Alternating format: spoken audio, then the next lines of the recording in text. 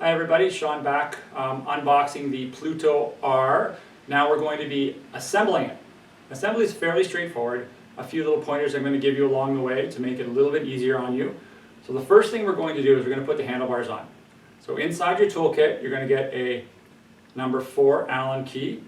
We're going to go to the front, and I'm going to start referring to the bike parts as they should be referred to. So this is your stem, and we're going to remove the stem bolts, the handlebar bolts, from the front. This is a clamp that holds the handlebar on. They're all tightened down. We're going to remove all 4 of them. Takes a minute or two.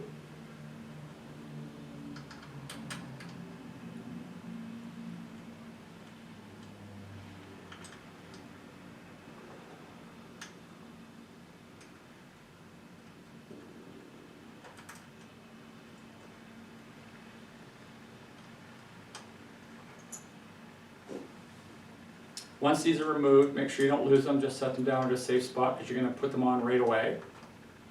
And on these bolts there's also a little washer. Make sure you don't lose that little washer.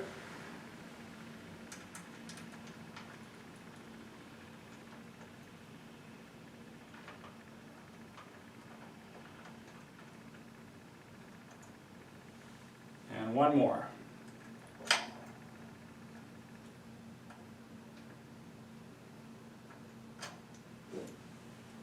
Put that down. Now the next thing you're going to do is pull up the handlebar once you've removed all the packaging.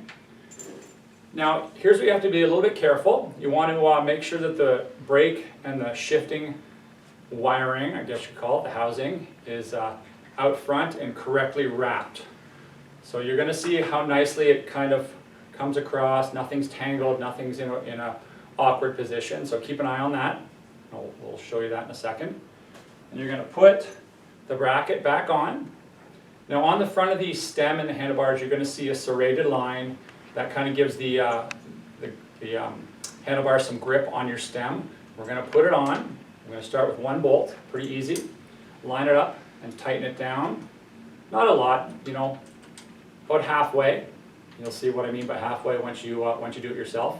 And that'll hold the stem on, or the bracket on, without it falling off. And we'll put the other 4 on, just not tight, but fairly loose. And then we're going to show you how to tighten this down correctly.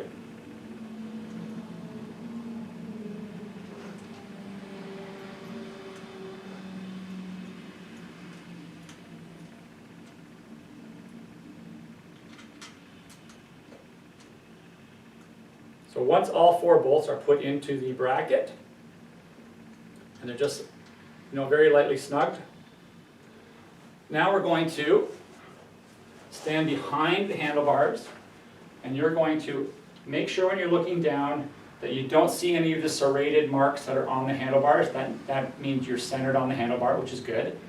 And now you're going to either rotate the handlebars down or up, depending on your personal preference. About 45 degrees is probably a good point. So you can read the shifter, which is the 9, 7, 5, 3, and 1 number that's on the shifter, and you can read your computer as well. Once that's done, come back around and we're going to tighten the bolts down in a cross pattern. So you start at one and then go to the bottom opposite or top opposite, tighten it down, snug it. You go to the top one, tighten it down and snug it. And you're going to do that all the way around until it's, there is a torque check if you want to use a torque wrench to do it at about 8 to 9 Newton meters, but you can also do it hand tight. Not too loose, not too tight. Do not over tighten it because you can damage it, and you don't want to under tighten it. So you get to a point where it just gets snug and you go stop.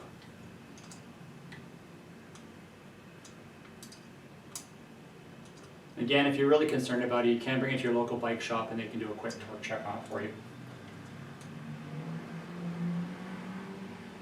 Alright, now that that's done, the next thing we're going to do is we're going to align the handlebars. So it's pretty close to being aligned when it comes out of the box, but sometimes it may be off a little bit.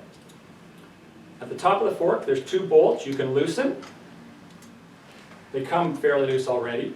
And now you want to line up your handlebar with your front wheel so that when you're steering, you're going straight.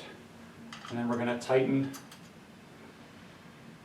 these bolts down with your number 5 wrench. Oops.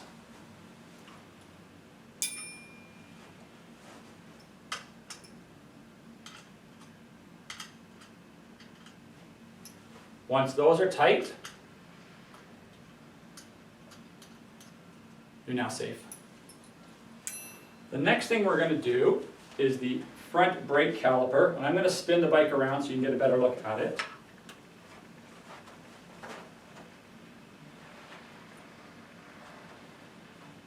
This is probably the most daunting part of it, even though it's not really too bad, but something you want to pay a little bit of attention to. So on your brake caliper, you're going to have 2 bolts, a bracket, and that's it. And it's going to fit into your weld-on brake mount.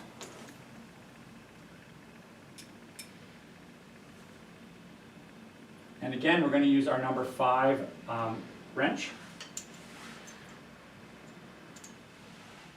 The calipers on the pads on the brake calipers are going to slide over top of your brake rotor.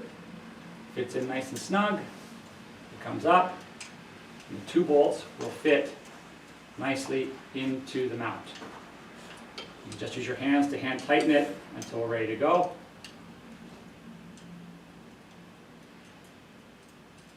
Once it's hand tightened, then we can go ahead and torque it down. And I'll be right back with the rest.